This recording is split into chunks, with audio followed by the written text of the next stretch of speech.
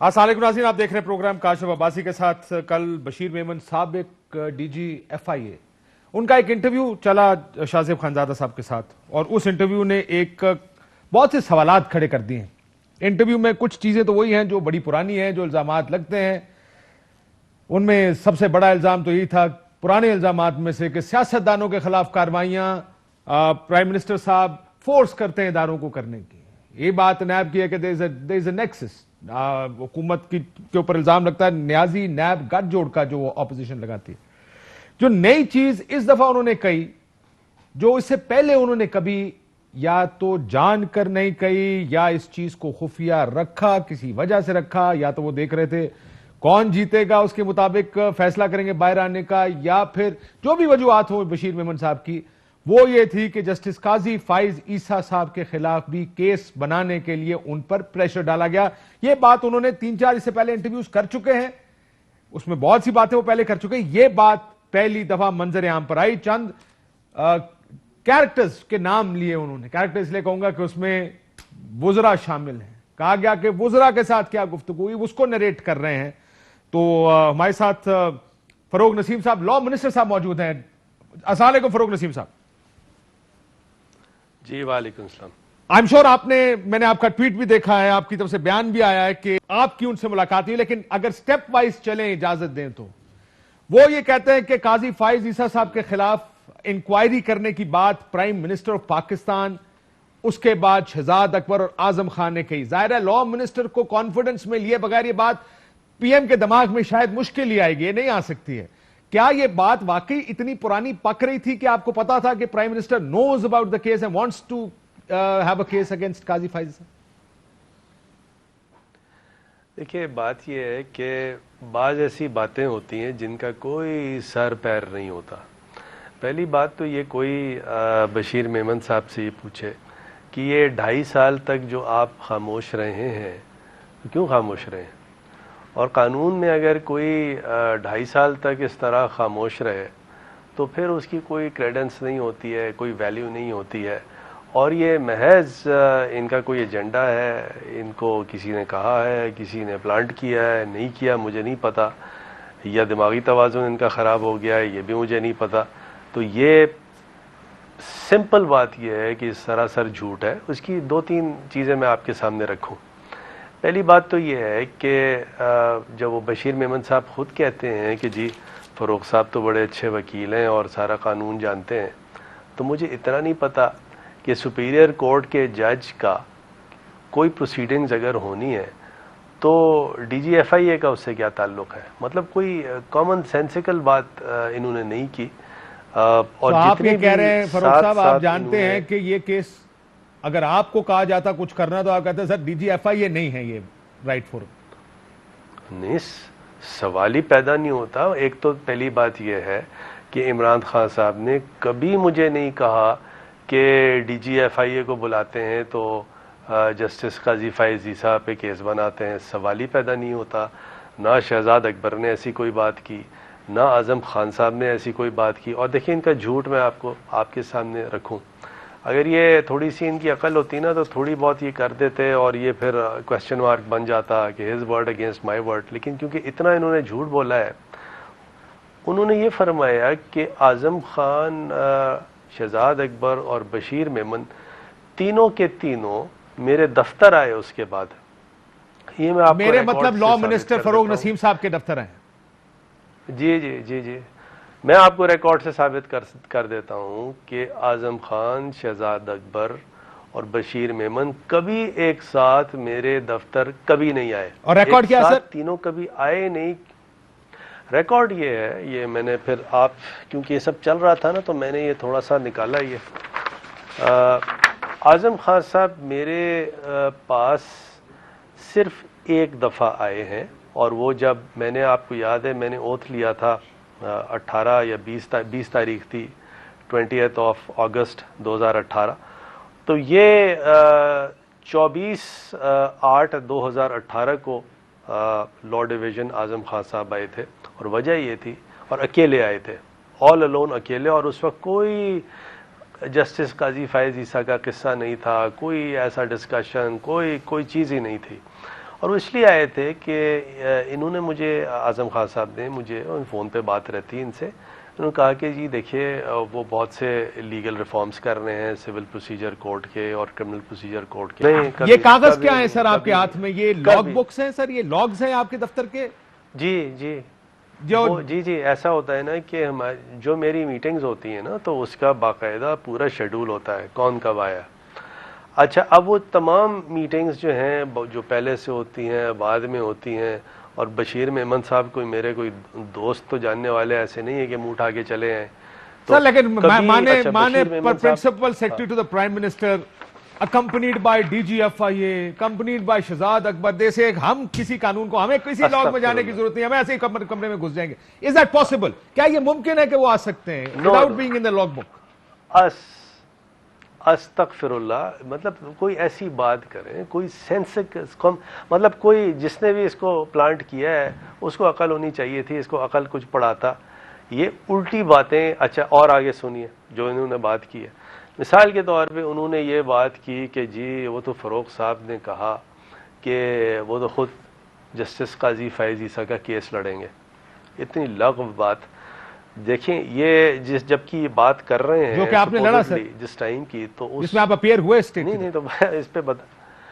देखिए, वो जब जस्टिस अनवर मंसूर खान जो थे, sorry attorney general Anwar Mansoor Khan साहब थे, और वो एक इंसिडेंट हुआ, और उस इंसिडेंट के फ़ौरन बाद फिर प्राइम मिनिस्टर साहब ने मुझे कहा कि देखिए ऐसी सिचुएशन है फ़ारूक साहब, इस और हम गवर्नमेंट ये समझती है।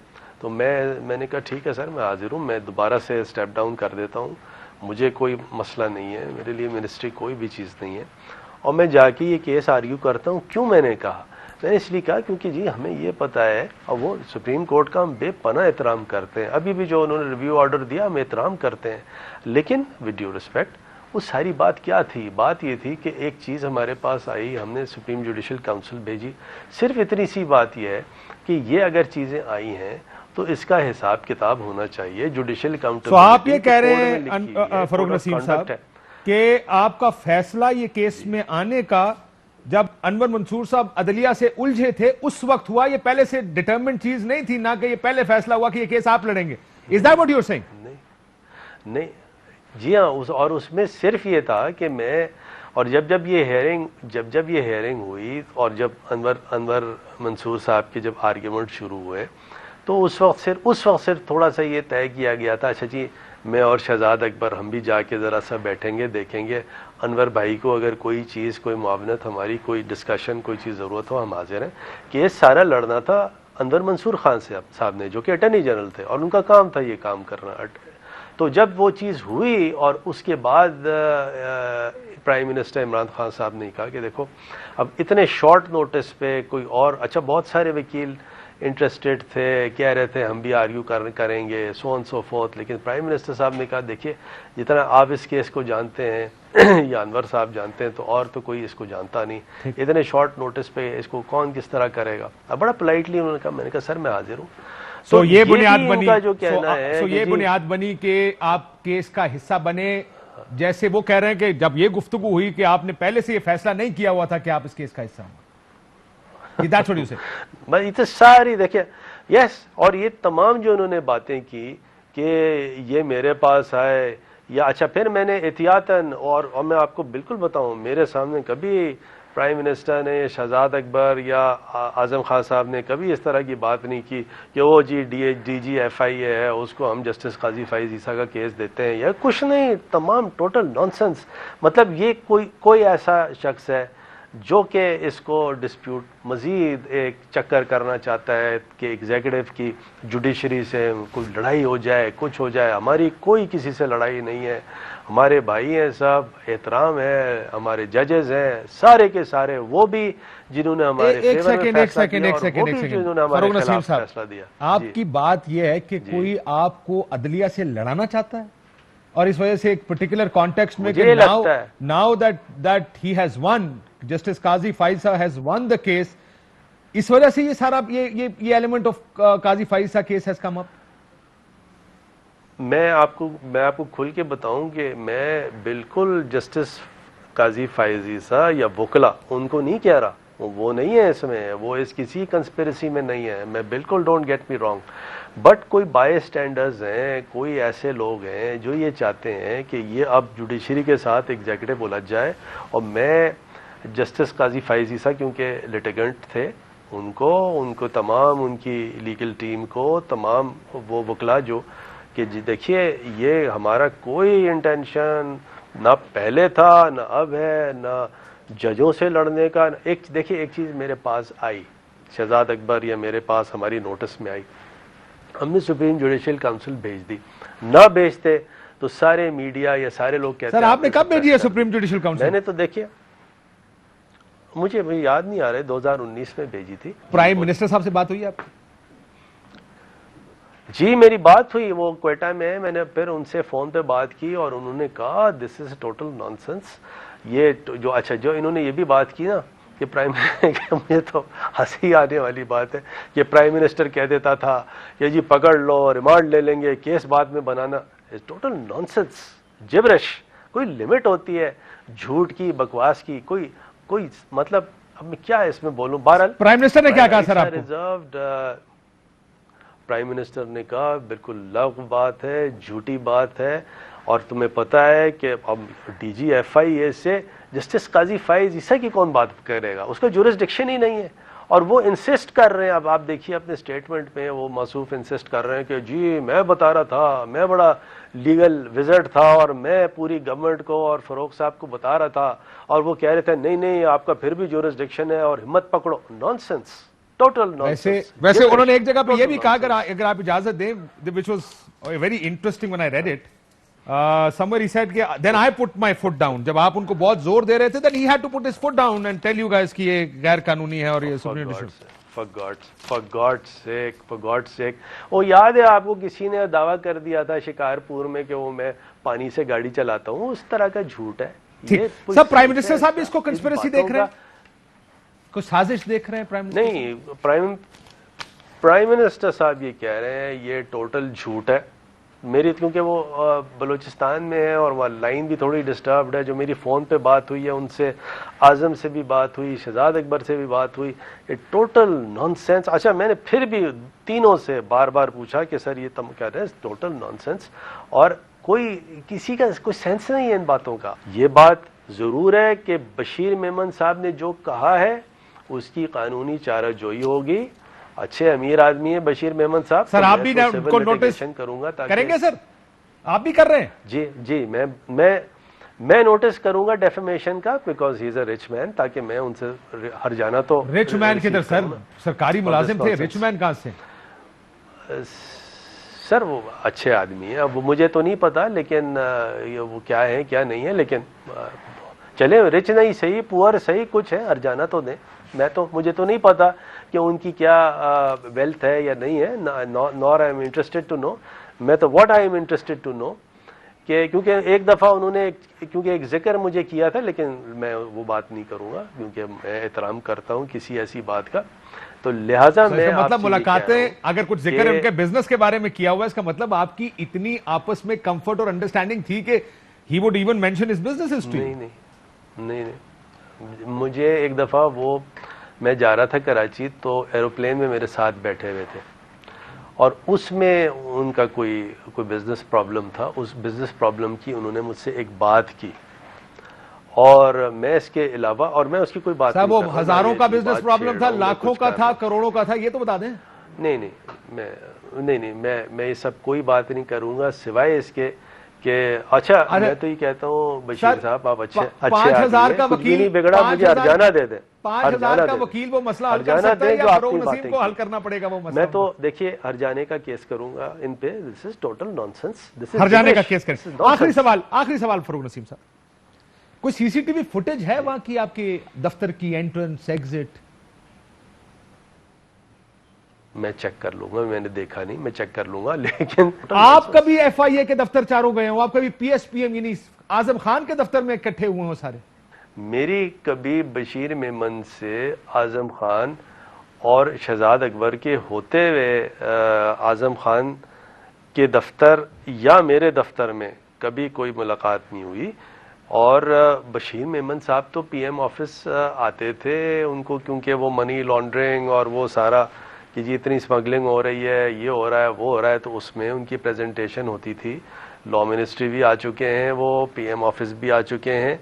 लेकिन आई थिंक सही सवाल आपका ये होना चाहिए कि क्या बशीर मेमन से मैंने या बशीर मेमन ने मुझसे कभी जस्टिस काजी फैज़ ईसा के बारे में कोई बात की हो? As far as I am concerned, मैं उनसे क्यों बात करूंगा? उनका क्या जुरिस्डिक्शन था किसी सुपीरियर कोर्ट के जज के लिए कि मैं उनसे बात करता? ये मामला सुप्रीम जुडिशल काउंसिल का था।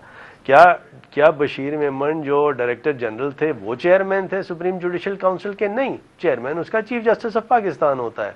तो बशीर मेमन से मैं क्यों बात करूंगा? तो ये बिल्कुल लग़व बात है, झूठी बात है, कोई इसमें सच्चाई नहीं है। ये क्यों ये बात कर रहे हैं, इसका जवाब तो वो खुद देंगे। बहरहाल मैं उनको अभी से कह रहा हूं कि काइंडली रिट्रैक्ट करें और मुझे हर्जाना दें, नहीं तो ये हर्जाने का नोटिस भी आ रहा है आपके पास और सूट भी फाइल होगा। सो आप ये कह रहे हैं ना मुलाकात हुई, ना जस्टिस फैज़ ईसा केस पर बात हुई। एम आई क्लियर कि इन 4 लोगों की ना मुलाकात हुई और आपकी और मेमन साहब की फैज़ ईसा केस पे कभी बात ही नहीं हुई? नहीं काशिफ, इसको थोड़ा रिफ्रेश करें। आप कह रहे हैं कि मेरी क्या बशीर मेमन से कभी मुलाकात नहीं हुई? 4 लोगों की आपके दफ्तर में जो उन्होंने मेरे दफ्तर में कभी शहजाद अकबर, बशीर मेमन, आजम खान एक साथ कभी नहीं आए। आजम खान साहब सिर्फ एक दफा आए हैं, 2 दफा शायद बशीर मेमन साहब की यहाँ मीटिंग्स हमारी लॉ मिनिस्ट्री में हुई हैं, मीटिंग्स 2 या 3 दफा वो आए हैं। चले मैं रिफ्रेश कर लेता हूं। आपकी बशीर मेमन, शहजाद अकबर और आजम खान की इकट्ठे कभी मुलाकात नहीं हुई और आपकी और मेरे दफ्तर में कभी मेरे दफ्तर आप ये कब आप मुलाकात नहीं। अब ये मुमकिन है कि वो गलती कर गए हो, आपके दफ्तर को कह गए हो, जबकि मुलाकात कहीं और हुई हो? ये सारी नहीं, मतलब देखें, मैंने कोई बशीर मेमन या ये मेरे को दोस्त तो है नहीं बशीर मेमन के मैं इनके साथ बाहर बैठ के कॉफ़ी पीऊँगा और शहजाद अकबर और आजम खान भी मुझे ज्वाइन करेंगे। बशीर मेमन साहब पीएम ऑफिस में आते थे, वहाँ उनको देखा भी है मैंने, क्योंकि DGFI थे। लेकिन उन्होंने स्पेसिफिकली क्या कहा है, हमें तो उस पर स्टिक करना है ना। उन्होंने स्पेसिफिकली ये कहा है कि जस्टिस काजी फैज़ ईसा से मुताल्लिक मैंने उनसे कोई बात की है, पीएम ने उनसे कोई बात की है, शहजाद अकबर ने कोई उनसे बात की है, आजम ने उनसे कोई बात की है, और ये 3 हजरात जो हैं बशीर मेमन, आजम खान, शहजाद अकबर एक साथ मेरे दफ्तर आए। ये सारी बातें गलत हैं। तो लेट्स स्टिक टू दिस। सो आप जो फैक्ट्स उन्होंने स्टेट किए उन्हें तक रहना चाहते हैं। बहुत शुक्रिया फरूक नसीम साहब, law minister, completely denies what happened. जरा बात को आगे बढ़ाते हैं कि ये हो क्या रहा है, साथ में थोड़ी सियासी बात भी करेंगे। एक ब्रेक के बाद वेलकम बैक नाज़रीन। अभी आप लॉ मिनिस्टर फरूक नसीम साहब की गुफ्तगू सुन रहे थे। एक जो इल्ज़ाम लगाया बशीर मेमन साहब ने वो ये था कि उनके दफ्तर में मुलाकात हुई, उनको जस्टिस काजी फैज़ ईसा के खिलाफ कार्रवाई का कहा गया। और इसके अलावा जो इल्ज़ामात, ये सुन लीजिए कि मुस्लिम लीग नून की लीडरशिप को गिरफ्तार करने का बड़ा प्रेशर डाला जाता था वज़ीर आज़म हाउस की जानिब से। उन्होंने कल के इंटरव्यू में क्या बात कही थी बशीर मेमन साहब ने, सुन। मेरे ख्याल में शायद ही कोई PMLN का कोई खास तौर पे जो जोर था वो था मियां नवाज शरीफ और मरियम नवाज साहिबा पे। इन 2 पे तो, बाप बेटी पे तो बहुत ज्यादा जोर था। फिर शहबाज शरीफ साहब पे था, हमजा शहबाज पे था, एहसन इकबाल पे था, शाहिद खाकान अब्बासी साहब पे था, राना सनाउल्लाह, जावेद लतीफ, खुर्रम दस्तगीर साहब। फिर पीपल्स पार्टी में खुर्शीद शाह, नफीसा शाह और मुस्तफ़ा नवाज खोकर पर था, जो भी टीवी पर आकर बात करता था, ख्वाजा आसिफ, मरियम औरंगजेब, अरसलान इफ्तिखार, असफंदियार वली, अमीर मुकाम, हर एक के लिए फलां को क्यों नहीं पकड़ते और फलां को क्यों नहीं पकड़ते। ये फरूक हबीब साहब हमारे साथ मौजूद हैं, कल minister of state for information बनने जा रहे हैं। पहले तो आप वजीर बनने लगे, मुबारक हो। दूसरी तरफ तलाल चौधरी साहब हमारे साथ मुस्लिम लीग नून से मौजूद है। मैं जरा तलाल साहब, ये जो पॉलिटिकल साइड है, फरूक नसीम साहब ने तो अपना जवाब दिया कि क्या मुलाकातें हुई, क्या गुफ्तगू हुई। ये बात तो बार बार होती आ रही है कि आपकी तरफ से, आपकी हुकूमत की तरफ से प्रेशर डाला जाता है गिरफ्तारियों के लिए ऑपोजिशन की। वो वही बात कर रहे हैं, रिपीट कर रहे हैं। काशिफ, बात यह है कि ये एक ऐसा नैरेटिव बनाने की कोशिश की जाती है जिसमें एक चीज़ साबित करने की कोशिश की जाती है कि कल का भी ये प्रोग्राम फरमाइशी प्रोग्राम था बशीर मेमन साहब की तरफ से, और PMLN के 12वें खिलाड़ी के तौर के ऊपर वो किरदार अदा कर रहे हैं और बड़ी हमदर्दी थी, बार बार उनका जोर PMLN के ऊपर था। और जितनी पोस्टिंग्स अच्छी उन्हें हासिल हुई, DG FIA हो जाए, IG कश्मीर हो, इससे पहले जितनी पोस्टिंग्स हैं वो PMLN से हासिल की। अब भी मुझे लगता है को सेनेट के एक आधे टिकट के जो है वो उम्मीदवार हैं, 12वें खिलाड़ी का किरदार अदा कर रहे हैं।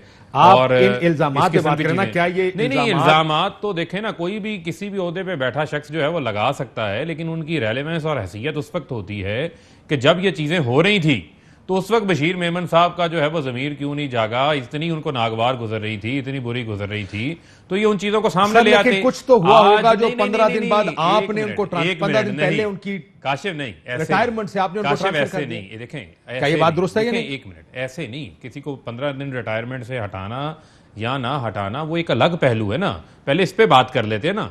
जो मेन बुनियादी चीज है उसको समझने की जरूरत है। जिन लोगों को ये नाम ले रहे हैं वो भी शायद खकान अब्बासी नैब को मतलूब में, हमने थोड़ी केस बनाया। चले सारी बातें छोड़ दें PMLN के केसेस की, यही बशीर मेमन साहब ने क्या जाली अकाउंट्स के केसेस नहीं बनाए आसिफ अली जरदारी के ऊपर? एक एक चीज को नहीं करेदा, क्या इन्होंने अपने एक खास बंदे को जो है वो GIT के तौर के ऊपर वहां पर नहीं लगाया हुआ था? सिंध के अंदर जो चीजें कुरेद के लेकर आ रहा था उस वक्त किसको बेनिफिट दे रहे थे? PMLN को दे रहे थे। जाली अकाउंट्स थे, हकीकत बात है थे, लेकिन बेनिफिट किसको दे रहे थे? PMLN को दे रहे थे। क्या शहबाज शरीफ की टीटियां नहीं निकली? आज FIA का आप रिकॉर्ड उठा के देख लें, सिर्फ FIA की 25 अरब रुपए की टीटियां हैं। वो जज साहब का इख्तलाफी फैसला आज भी मौजूद है जिसमें वो कह के गए हैं कि शहबाज शरीफ अपनी टीटियों के बारे में कुछ नहीं बता सके, और वो टीटियां वो हैं जो नैब ने पकड़ी हैं 7 अरब की। अभी 25 अरब का जो FIA का टीटियों का केस है उसका हिसाब अलग है। तो अगर FIA टूथलेस बन के बैठा हो और उसका DG जो है वो मुझे समझने दें, आप ये कह रहे हैं कंप्रोमाइज हो, आप DG को कंप्रोमाइज था भाई, वो नून लीग से मिले हुए भाई कंप्रोमाइज थे।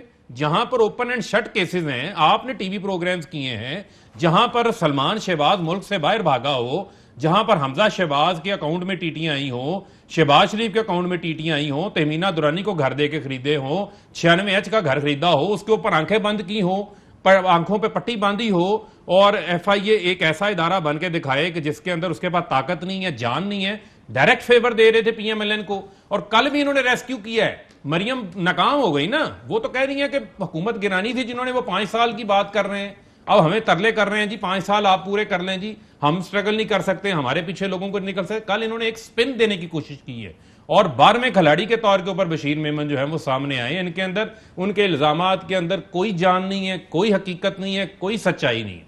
तलाल चौधरी साहब, ये तो नेक्सस बना रहे हैं आपका और बशीर मेमन साहब का कि ये रली मिली है, ये तो आपके कहने पे वो कर रहे हैं। उन्होंने जिस चीज को बुनियाद बनाया कि जरदारी साहब के केसेस बड़ी, वो उन बकौल उनके, अगर मैं अपना लफ्ज इस्तेमाल करूं, फराखदिली से उन्होंने किए हैं, लेकिन शहबाज साहब का ये केसेस वो नहीं चलाना चाहते थे, इस वजह से वो कह रहे हैं कि ये आप लोगों का नेक्सस है जिसकी वजह से बाहर है। शुक्रिया काशिफ साहब। और मैं पहले सबसे पहले अगर अगर इजाजत दें, आपकी वालदा का इंतकाल हुआ, अल्लाह उनकी मगफरत करे, उनके दर्जात बुलंद करे। ये रिसेंट क्योंकि हुआ है, आई अंडरस्टैंड, मेरी वालदा का इंतकाल, आई नो कि ये कितना बड़ा लॉस होता है लाइफ का। सो आई एम अज्यूमिंग कि हर एक की तरफ से दे आर आपके बराबर के, अल्लाह मगफरत करे। जी तलाल साहब। आमीन जी, बहुत शुक्रिया आपका, बहुत मेहरबानी। काशिफ साहब, गुजारिश ये है कि सबसे पहले तो मैं फरक हबीब साहब को मुबारकबाद देना चाहता हूँ, और यकीनन मेरा मतलब ये इस बात का सर्टिफिकेट है कि वो वजीर इत्तलात और नशरियात बन रहे हैं कि वो बेहतरीन झूठ बोल सकते हैं, और इस ऐसी हुकूमत जिसकी कोई परफॉर्मेंस नहीं, उसको डिफेंड करने के काबिल हैं। सबसे पहले क्योंकि अभी वो डिफेंड कर रहे थे, अभी ये जो रिसेंटली बशीर मेमन साहब वाली बात हुई है, जरा मैं बशीर मेमन साहब को एज ए दाखिला में तलाल साहब, मैं सिर्फ ये देख रहा हूँ आपकी हुकूमत का वजीर इत्तलात कौन था। आप ये नहीं कह रहे इनकी हुकूमत का वजीर इत्तलात बेहतरीन झूठ बोलने पे लगता है, आप कह रहे वजीर इत्तलात बेहतरीन झूठ बोलने पे लगता है, और आप वो तो क्वालिफाई कर रहे हैं ना। इसका मतलब मरियम औरंगजेब साहब आप नहीं क्वालिफाई नहीं करना था। नहीं बैड परफॉर्मेंस। और देखें, मेरी गुजारिश ये है कि जी काशिफ साहब, मैं इस पे, जो बशीर मेमन साहब है वो DG रहे हैं जब मैं भी दाखिला में रहा हूं, मैं कुछ हद तक उन्हें जानता भी हूं।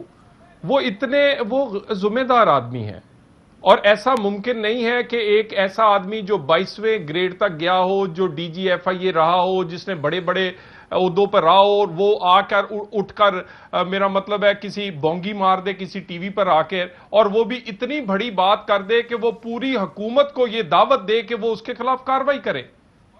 अगर आप सर्कमस्टांशियल एविडेंस देखें तो जो बशीर मेमन ने कहा वो सारा सच है। वजीर कानून है कौन?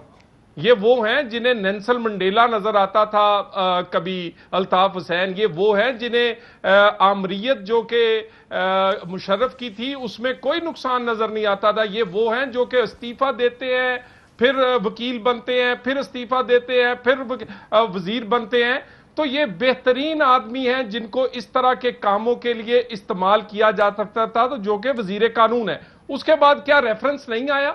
क्या इसी वजीर कानून ने रेफरेंस नहीं डाला? क्या इसी वजीर आजम ने रेफरेंस नहीं भेजा?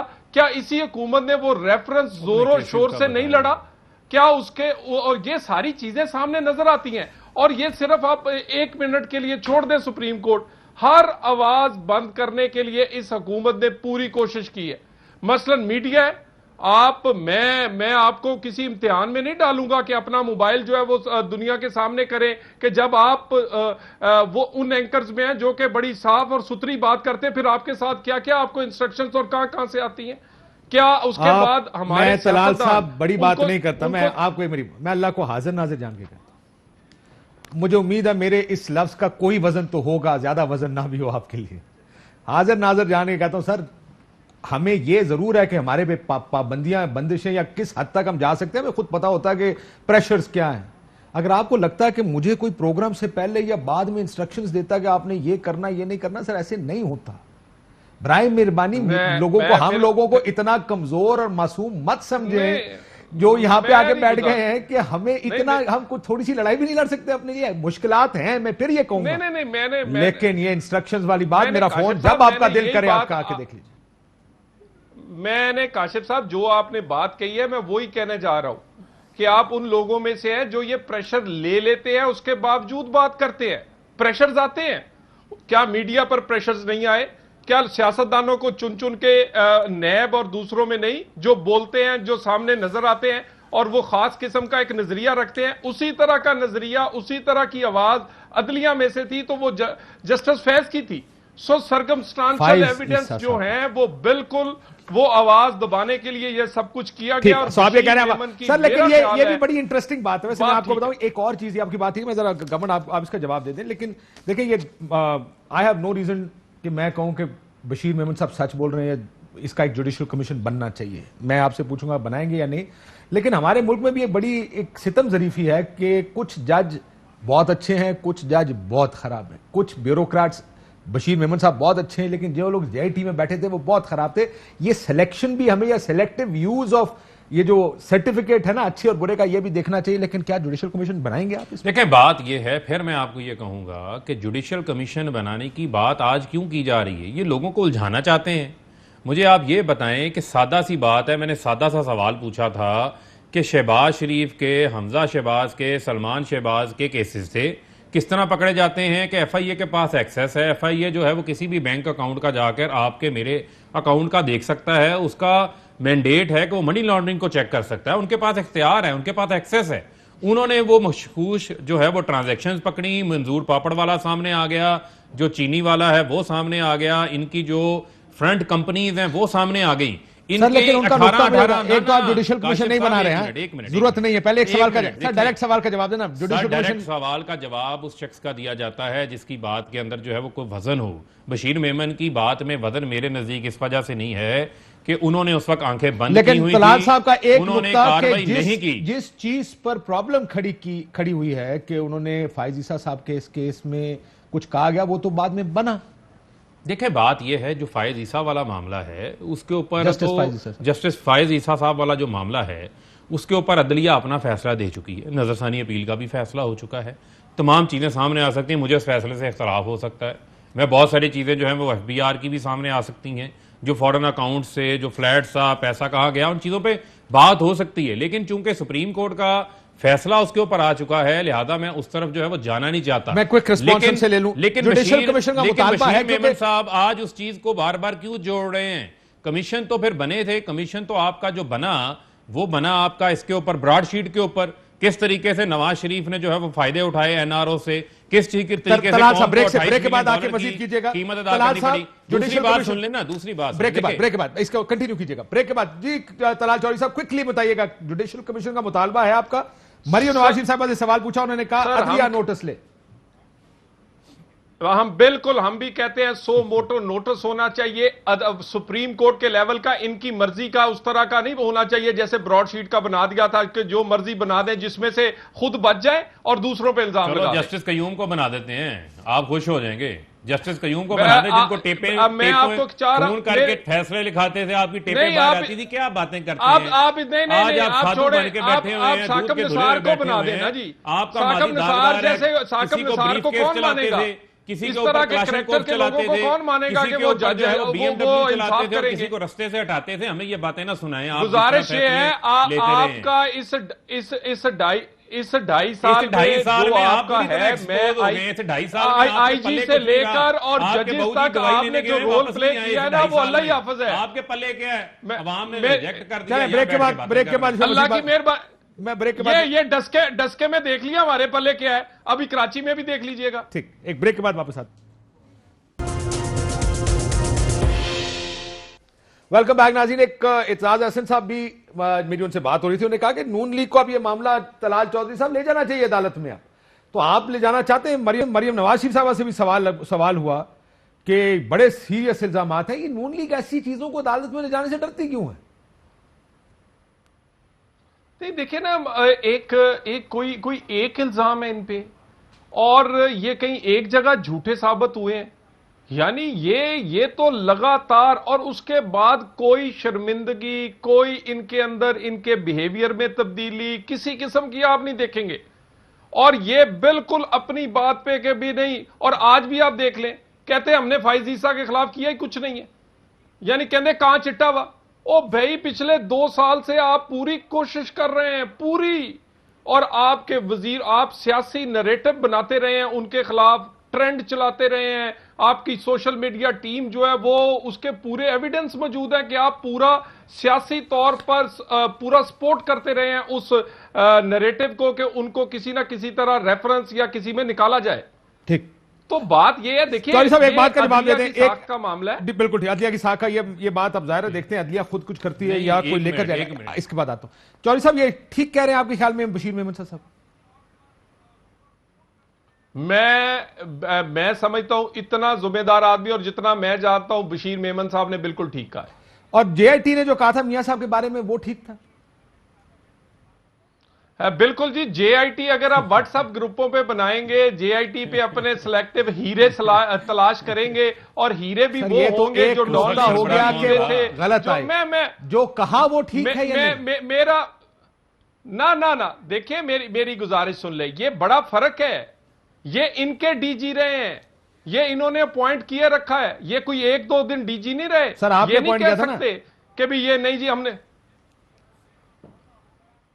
नहीं अपॉइंट हमने किया था तो हटा देते ना जी। सारे पाकिस्तान को इन्होंने हटाया, ये डीजी इनको पसंद रहा है, इसके साथ तो कई साल काम करते रहे। जब तक यानी जरदारी साहब के सारी खिलाफ चीज़ केस ये बनाते कैसे रहे, आप खुश थे? जब अब मियां साहब के खिलाफ या उन्होंने नहीं कर को आपकी मर्जी की काम किया, इस वजह से सर आप बात किसी की मर्जी का मामला नहीं है, मामला है कानून के ऊपर अमलदारी का मामला है। अभी इनको जस्टिस काजी फायद ईसा वाला केस बड़ा सुप्रीम कोर्ट की साख का बड़ा मामले का इनको ख्याल आ रहा था, जो सुप्रीम की साख के हवाले से जो ये नैरेटिव बनाते रहे हैं, ये कहते रहे हैं कि फैसले किसी जगह से लिखे लिखाए आते हैं, फैसले जो है वो बना के भेजे जाते हैं। तो अब ये जो फैसला है, इस फैसले के बाद ये सुप्रीम कोर्ट की साख को तो मान लेना, ये इस चीज को तो मान लें कि सुप्रीम कोर्ट ने फिर इनको जब नाहल किया था वो भी ठीक नाहल किया था, उसके ऊपर जिस किस्म के बयानात इन्होंने दिए थे, जिसके ऊपर सबकी नाहलियां हुई थी, वो मान लें कि इन्होंने गलत लेकिन किया था। ये आयरनी है ना ये चीजें भी पाकिस्तान तो माने की, ना। पाकिस्तान की आयरनी ये है ये कि जेआईटी को नहीं मानते। एक मिनट, जब ब्यूरोक्रेट JIT थी, आपके खिलाफ नहीं, बात जब करेगा, JIT वो थी, उनका फेवरेट होगा, लेकिन आप नहीं, उसको नहीं, खराब देखिए, गलत काशिफ साहब कहेंगे। specific बात जो करते उनके हैं ना। खिलाफ करेगा देखें, उसको काशिफ आप हीरो साहब, कहेंगे। बात ये जजेस है- का भी यही मामला नहीं, है, मेरे जज तुम्हारे जज, ये कब तक चलेगा? काशिफ साहब बात यह है, इस मुल्क के अंदर इंस्टीट्यूशंस की बालादस्ती की बात मुझे बता दें कभी नवाज शरीफ के मुंह से निकली हो, कभी उसने कोई एफर्ट की हो? ये लेकिन क्या हमेशा ये आके अनफॉर्चुनेट नहीं है हमारे मुल्क में? अदलिया की आजादी की बात और सही मानों में जद्दोजहद इमरान खान ने की, ठीक। किसी मैं और ने आखिरी- नहीं आखिरी- की। अगर किसी ने की है तो वो बताए। दूसरी बात ये है मियां साहब ने भी बहुत जोर दूसरी- लगाया था जी, मियां साहब ने नहीं, बजाज बात नहीं, कराए कोई थे जोर ना। नहीं लगाया था मियां साहब ने जाके। मियां साहब ने क्या जोर लगाया था? 2008 आपको लॉन्ग मार्च याद नहीं? मियां साहब के बस में चले तो वो सारे जस्टिस रिटायर क्यूम बैठा दें, ठीक। वो सारे चौधरी साहब, जस्टिस 30 seconds to you. सारे जस्टिस रिटायर रमदे बैठा दें वहां पर ले जाके। मैं हमें क्या आखिरी बातें 30 करते सेकंड हैं? चलो तलाल चौधरी साहब, मेरी मर्जी का ब्यूरोक्रेट तुम्हारी मर्जी का ब्यूरोक्रेट, हमारा जज तुम्हारा जज, हमारा फौजी तुम्हारा फौजी, ये कब तक चलेगा? देखिए गुजारिश ये है कि आप जरा इनका थोड़ा सा पीछे, आईजी 6 बदले हैं, एफबीआर के चेयरमैन, वजीर, उसके बाद अहम ओहदों पे अभी डॉक्टर रिजवान चलो, IG जो का कि इनका इस्तीफा फेवरेट था, वो और अभी नहीं डॉक्टर बदला गया रिजवान सर। चीनी स्कैंडल का, अभी नहीं बदला उसको गया क्यों वो। बदला है? नहीं बदला गया उसको अभी। क्यों बदला है? नहीं बदला गया अभी। चले डॉक्टर रिजवान और- ठीक है, पूछे इनसे, पूछे डॉक्टर रिजवान ठीक है, पैरा देते हैं नहीं, डॉक्टर रिजवान पे आप। जब वो 25 अरब वाला केस डॉक्टर रिजवान का ही बनाया हुआ है, शहबाज आपके- शरीफ वाला, वो तहकीकात वही कर रहा है। आपके डॉक्टर रिजवान की प्रोग्राम- बड़ी पेट में दर्द है। आपके हमें क्लोज करना प्रोग्राम। छोड़ो, डॉक्टर रिजवान गुफ्तगू ठीक, नहीं। डॉक्टर रिजवान ठीक फिर है। वही बात, वो ठीक वो गलत। इजाजत दीजिए, अल्लाह हाफिज।